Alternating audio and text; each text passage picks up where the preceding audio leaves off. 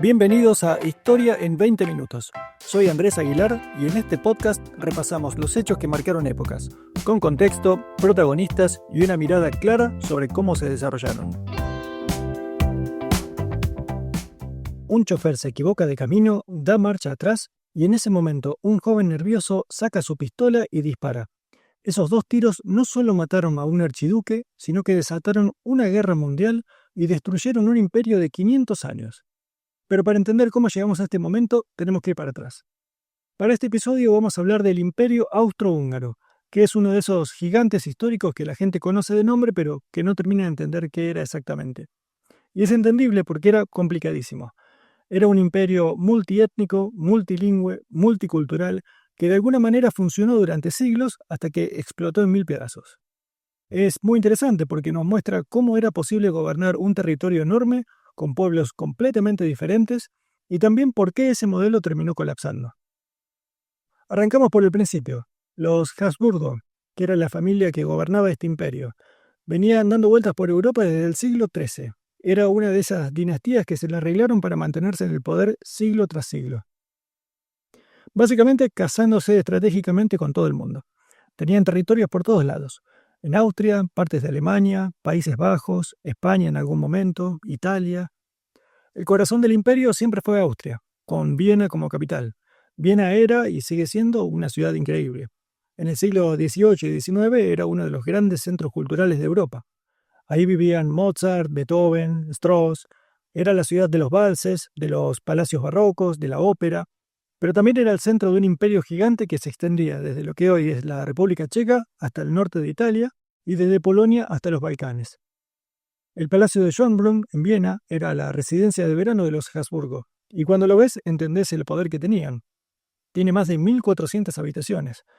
María Teresa, que fue una de las emperatrices más importantes del siglo XVIII, vivió ahí y tuvo 16 hijos. Usaba los casamientos de sus hijos como una herramienta política. Los casaba con las familias reales de toda Europa. Los Habsburgo conquistaban territorios no con ejércitos, sino con matrimonios estratégicos.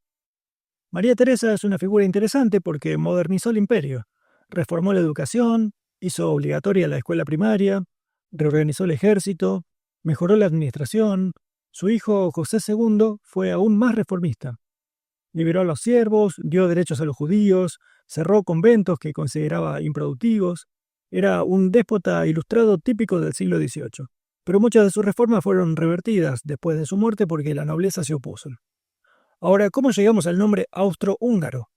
Originalmente era solo el Imperio Austríaco. La cosa es que después de las guerras napoleónicas, en 1815, Europa se reorganizó. Austria era una de las grandes potencias junto con Rusia, Prusia, Francia e Inglaterra. El emperador en ese momento era Francisco I y después de él vino Fernando I, que era medio inútil para gobernar. Cuando hubo revoluciones en 1848 por toda Europa, Fernando tuvo que abdicar y entró su sobrino, Francisco José I. Francisco José I es clave en esta historia. El tipo gobernó desde 1848 hasta 1916, casi 70 años en el poder. Imagínate, vio de todo: revoluciones, guerras, el nacimiento de nuevas naciones, cambios tecnológicos brutales. Cuando asumió la gente viajaba en carruaje y cuando murió había autos y aviones. Pero él siguió siendo un tipo del siglo XIX en pleno siglo XX. Y esto fue parte del problema. El imperio austríaco que heredó Francisco José era un desastre de nacionalidades. Tenías alemanes austríacos, checos, eslovacos, polacos, ucranianos, rumanos, croatas, serbios, eslovenos e italianos. Cada grupo tenía su propio idioma, su propia cultura, sus propias aspiraciones, y todos estaban bajo el mismo emperador, queriéndolo o no. Los húngaros eran especialmente problemáticos, porque Hungría había sido parte del imperio desde hacía siglos, pero los húngaros nunca se conformaron con ser gobernados desde Viena. Tenían su propia nobleza, su propia identidad nacional fuerte. Después de que Austria perdiera la guerra contra Prusia en 1866, lo cual fue humillante, los húngaros vieron la oportunidad y presionaron para tener más autonomía. Y acá llegamos a lo que fue el Compromiso de 1867, que es cuando nace oficialmente el Imperio Austrohúngaro. Básicamente, Francisco José negoció con los húngaros y crearon una doble monarquía. Era un arreglo rarísimo. Había un solo emperador, Francisco José, que era emperador de Austria y rey de Hungría al mismo tiempo. Pero había dos gobiernos separados, dos parlamentos, dos primeros ministros. Austria tenía su capital en Viena y Hungría en Budapest. Compartían el ejército, la política exterior y las finanzas, pero en todo lo demás eran independientes. Imagínate lo complicado que era esto. Si querías cambiar una ley que afectaba a todo el imperio, tenías que convencer a dos parlamentos diferentes que hablaban idiomas distintos y que también tenían intereses diferentes. Era un lío administrativo, pero de alguna manera funcionó durante 51 años. Ahora, el nombre oficial era mucho más largo. Era algo así como los reinos y territorios representados en el Consejo Imperial y las tierras de la Santa Corona Húngara. En alemán era todavía más largo. Nadie lo usaba completo, obviamente. En la práctica le decían KUK, que era la abreviatura que significaba imperial y real en alemán. Eso aparecía en todos lados, en los sellos, en los documentos oficiales, en uniformes militares. Un dato curioso que me parece interesante es que el imperio tenía 11 idiomas oficiales. Los documentos oficiales tenían que estar en todos estos idiomas. Los sellos postales tenían el valor escrito en cada idioma, era una pesadilla burocrática, pero también te muestra lo diverso que era. La sociedad austrohúngara era fascinante. En Viena tenías esta élite aristocrática ultra refinada que iba a la ópera, tomaba café en los famosos cafés vieneses, discutía de arte, de filosofía. Los cafés de Viena eran instituciones culturales. Ahí se juntaban intelectuales, artistas, escritores. Freud desarrolló el psicoanálisis en Viena. Gustav Klimt pintaba sus obras doradas. Era una explosión cultural. La vida en estos cafés era particular. No era simplemente ir a tomar un café e irte. La gente pasaba horas ahí adentro, leyendo el diario, escribiendo, debatiendo. Podías pedir un café y quedarte todo el día. Algunos escritores prácticamente vivían en los cafés. Había una cultura de tertulias intelectuales que no existía en otros lados con esa intensidad. Y la música ni hablar. Viena era la capital musical de Europa. La ópera de Viena era y sigue siendo una de las mejores del mundo. Los valses de Strauss sonaban en todos los bailes, Mahler era el director de la ópera, Brahms vivía ahí, la Filarmónica de Viena es legendaria. Hasta el día de hoy el concierto de Año Nuevo que transmiten por todo el mundo viene de Viena, y esa tradición musical viene directamente del imperio. Pero al mismo tiempo había tensiones enormes. Los diferentes grupos étnicos se odiaban entre sí. Los alemanes austríacos se sentían superiores y controlaban la mayoría de los puestos importantes. Los húngaros oprimían a las minorías en su mitad del imperio. Los checos querían independencia. Los serbios y los croatas del sur soñaban con unirse a sus hermanos en Serbia. Los italianos del norte querían ser parte de Italia. Era una olla a presión. Francisco José intentó mantener todo junto siendo un emperador tradicional y conservador. El tipo tenía una rutina militar estricta. Era disciplinado hasta el extremo. Vivía bastante austero para ser un emperador. Era una habitación simple en el palacio de Hofburg. No le gustaban los lujos excesivos. Su vida personal fue una tragedia. Se casó con Isabel de Baviera, más conocida como la princesa Sisi, que era una de las mujeres más hermosas de Europa. Pero Sisi odiaba la vida de la corte. Estaba todo el tiempo viajando, escapándose de Viena. Era rebelde, estaba obsesionado con mantener su figura. La relación entre ellos era complicada. Y después vino la tragedia. Su hijo, el príncipe heredero Rodolfo, se suicidó en 1889 junto con su amante. Fue un escándalo enorme que la monarquía trató de tapar. Y como si fuera poco, en 1898, Sisi fue asesinada por un anarquista italiano en Ginebra. La apuñaló con una lima. Francisco José quedó devastado. Perdió a su hijo, a su esposa, y después el heredero pasó a ser su sobrino, Franz Ferdinand. El imperio económicamente era potente. Tenía industria, agricultura, recursos naturales. Praga era un centro industrial importante, con fábricas textiles, cervecerías famosas como Pilsner, que todavía existe. Y Budapest era una ciudad próspera y moderna. Construyeron su propio metro en 1896, el segundo del mundo después de Londres. El metro de Budapest todavía funciona y es patrimonio de la humanidad. Trieste, en el mar Adriático, era el puerto principal, por donde salían las exportaciones y entraban las importaciones. Había ferrocarriles conectando todo, la economía crecía, no al ritmo de Alemania o Inglaterra, pero crecía bastante, y las tensiones sociales aumentaban. El ejército austrohúngaro era otro tema complicado. Tenían regimientos organizados por nacionalidad. Un regimiento podía ser todo de checos, otro de croatas, otro de húngaros. Los oficiales generalmente hablaban alemán, pero los soldados hablaban sus propios idiomas. Esto causaba problemas de comunicación obvios. En teoría, Todos los soldados debían aprender un alemán básico militar, unas 80 palabras de comando. Pero en la práctica muchos no lo hablaban bien, y cuando estallaba una crisis, esto se convertía en un problema serio. Los uniformes del ejército eran otro tema, eran muy llamativos. Tenían esos colores brillantes, azul y rojo, muy del siglo XIX. Y cuando empezó la Primera Guerra Mundial, siguieron usando esos uniformes que los hacían blancos fáciles. Recién después de perder miles de soldados se dieron cuenta de que necesitaban uniformes más discretos. Era un ejército que estaba atrapado en el pasado en muchos sentidos. En política exterior, Austria-Hungría era una de las grandes potencias, pero estaba en una posición complicada. Después de perder contra Prusia en 1866, quedó fuera del proceso de unificación alemana. Entonces Bismarck, el canciller prusiano que unificó Alemania, decidió hacer una alianza con Austria-Hungría para aislar a Francia. Esa fue la triple alianza: Alemania, Austria-Hungría e Italia. Aunque Italia después se fue, pero eso es tema para otro episodio. El gran rival de Austria-Hungría en los Balcanes era Rusia. Los dos imperios querían influencia en esa región. Rusia se veía como protectora natural de los pueblos eslavos, especialmente Serbia. Y Austria-Hungría había anexado Bosnia-Herzegovina en 1908, lo cual enfureció a Serbia y a Rusia. Los serbios querían unir a todos los eslavos del sur en una gran Serbia, lo cual obviamente amenazaba al imperio porque ellos tenían millones de eslavos en el sur de su territorio. Las tensiones en los Balcanes eran constantes. Había guerras, crisis diplomáticas, nacionalismo exaltado. La región era un polvorín. De hecho, así le decían, era el polvorín de Europa. Y todos sabían que en algún momento algo iba a explotar. Y explotó, finalmente, el 28 de junio de 1914, en Sarajevo, en Bosnia. Franz Ferdinand, el heredero al trono, estaba visitando la ciudad con su esposa Sofía. Un grupo de nacionalistas serbios había planeado asesinarlo. El plan inicial falló, tiraron una bomba pero no lo alcanzó. Entonces el tipo siguió su itinerario. Pero después cambió de idea y decidió visitar a los heridos del atentado en el hospital. Su chofer se equivocó de camino, tuvo que retroceder, y justo ahí estaba Gavrilo Princip, uno de los conspiradores, que no podía creer la suerte que tenía. Sacó su pistola y disparó. Mató a Franz Ferdinand y a su esposa.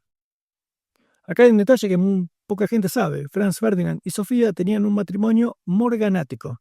¿Qué significa esto? Que Sofía no era de la realeza, era solo condesa.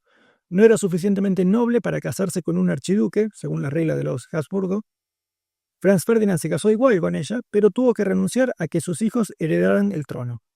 En la corte, Sofía era tratada como de segunda clase. En eventos oficiales no podía sentarse al lado de su marido, era muy humillante, y por eso Franz Ferdinand evitaba estar en Viena y prefería estar en sus propiedades. El día del asesinato era el aniversario de bodas de ellos, el 28 de junio. Y ese día, porque era una visita militar, Sofía sí podía estar a su lado. Fue una de las pocas veces que podían estar juntos públicamente como pareja. Y los mataron. Es trágico. Fue un asesinato casi accidental. El chofer se perdió y Príncipe estaba en el lugar justo. Pero las consecuencias fueron catastróficas. Austria-Hungría culpó a Serbia, porque los conspiradores tenían conexiones con grupos nacionalistas serbios, posiblemente con el apoyo del gobierno. Le mandaron un ultimátum a Serbia con demandas durísimas, básicamente exigiendo que dejaran que Austria investigara en territorio serbio, lo cual era una violación de la soberanía. Serbia aceptó casi todo, pero eso no. Entonces Austria-Hungría le declaró la guerra el 28 de julio de 1914. Rusia movilizó su ejército para defender a Serbia. Alemania le declaró la guerra a Rusia. Francia tuvo que entrar porque tenía una alianza con Rusia. Alemania invadió a Bélgica para atacar a Francia. Y Inglaterra tuvo que entrar porque ellos garantizaban la neutralidad belga. Así que en 2 semanas toda Europa estaba en guerra. La Primera Guerra Mundial había comenzado. Francisco José tenía 84 años cuando empezó la guerra. El viejo emperador pensaba que esto iba a ser algo rápido, que en unos meses se iba a resolver, pero fue una carnicería que duró 4 años. Millones de personas se murieron en las trincheras, el imperio mandó a pelear a checos contra rusos, a croatas contra serbios, a húngaros contra italianos. Muchos no querían pelear, no entendían por qué estaban ahí. La guerra expuso todas las fisuras del imperio. Los soldados checos se rendían en masa al ejército ruso, los italianos que vivían en el imperio querían pasarse al lado de Italia, había deserciones constantes, el ejército se mantenía unido más por inercia y disciplina que por una lealtad real, y en el frente interno la economía colapsaba. Faltaba comida, había racionamiento, la gente pasaba hambre, las huelgas aumentaban. En 1916 se murió el viejo emperador Francisco José, había sido emperador, como dijimos antes, durante 68 años, Era la única constante para mucha gente. Su muerte fue simbólica. El viejo orden estaba muriendo literalmente. Lo enterraron en la cripta imperial de Viena, donde están todos los Habsburgo. Francisco José quedó al lado de su esposa Sisi y de su hijo Rodolfo, la familia que la tragedia había destruido unas décadas atrás. A Francisco José lo sucedió su sobrino nieto Carlos I, que tenía apenas 29 años. Carlos intentó negociar la paz en secreto con Francia y con Inglaterra, pero fracasó. Para 1918 el imperio se estaba desmoronando. Los soldados desertaban, había huelgas, las nacionalidades declaraban independencia. En octubre de 1918 el imperio simplemente se desintegró. Los checos y eslovacos declararon la independencia y formaron Checoslovaquia. Los eslavos del sur formaron Yugoslavia. Los polacos tomaron Galicia, los rumanos se quedaron con Transilvania, los italianos con el Trentino y con Trieste, Hungría se separó de Austria, y el 11 de noviembre de 1918 Carlos renunció al trono. No abdicó formalmente, solamente dijo que ya no iba a participar más en los asuntos de Estado. Fue el final. De este imperio enorme quedaron dos países pequeños, Austria y Hungría, separados y debilitados. Austria pasó de ser el corazón de un imperio de 50 millones de habitantes a ser una república de 6 millones. Viena, que había sido la capital imperial, ahora era una ciudad gigante en un país chico. No tenía sentido económico. Viena tenía 2 millones de habitantes en un país de 6. Era desproporcionado. La ciudad se empobreció muchísimo. De ser la capital imperial, pasar a ser la capital de un país pequeño y empobrecido sin una identidad clara. El Tratado de Saint-Germain en 1919 formalizó todo esto.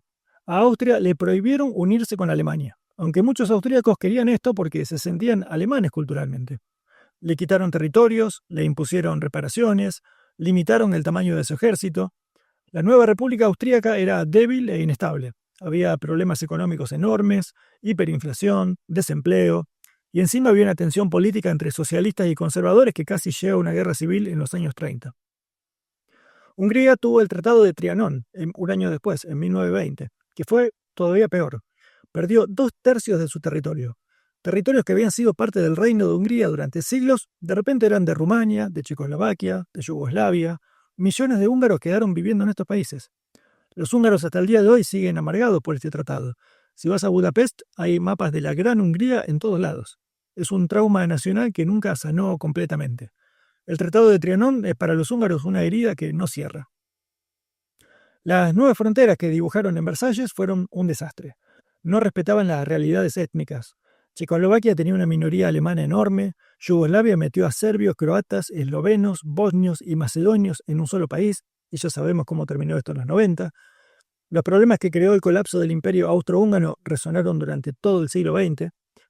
Hay algo trágico en el destino del imperio. No era perfecto, para nada. Tenía problemas serios de nacionalismo, de desigualdad, de rigidez política, pero era un espacio donde pueblos diversos convivían, se mezclaban, creaban cultura juntos. Viena en 1900 era una ciudad donde un checo podía estudiar, un judío polaco podía abrir un negocio, un croata podía hacer una carrera militar. Había opresión, pero también había una cierta tolerancia multicultural que se perdió después. Cuando el imperio colapsó, vinieron los estados-nación homogéneos, y esos estados empezaron a perseguir minorías, a hacer una limpieza étnica, a crear fronteras duras. El nacionalismo extremo que el imperio había intentado contener se desató completamente. En los años 30 y 40 los nazis y los comunistas arrasaron con esa Europa multicultural que el imperio representaba. El imperio austrohúngaro no era una democracia, era autoritario, era anacrónico en muchos sentidos, pero era un modelo de cómo pueblos diferentes podían existir bajo un mismo techo. Cuando cayó, Europa no mejoró, sino que empeoró. Las décadas siguientes fueron las más violentas de la historia europea. 2 guerras mundiales, el Holocausto, limpieza étnica por todos lados. Hoy cuando mirás la Unión Europea, en cierto sentido están tratando de recrear lo que fue el imperio austrohúngaro. Un espacio donde países diferentes comparten instituciones, pueden moverse libremente, comerciar juntos. Obviamente es muy diferente, es democrático y es voluntario, pero la idea de fondo es similar: superar el nacionalismo estrecho y construir algo más grande. Y ahí está la paradoja: el imperio era un dinosaurio del pasado, pero también era más moderno que los estados-nación que vinieron después. Era multicultural antes de que existiera esa palabra. Era transnacional cuando el nacionalismo era la ideología dominante. Por eso hay una cierta nostalgia por el imperio, especialmente en Europa Central. No porque quieran volver a tener un emperador, sino porque reconocen que algo valioso se perdió cuando se desintegró. Bueno, hasta acá llegamos con el Imperio Austrohúngaro. Es una de esas historias que te hacen pensar sobre cómo organizamos la sociedad, sobre nacionalismo, identidad y sobre qué pasa cuando imperios antiguos colapsan. Las consecuencias de su caída todavía las estamos viendo.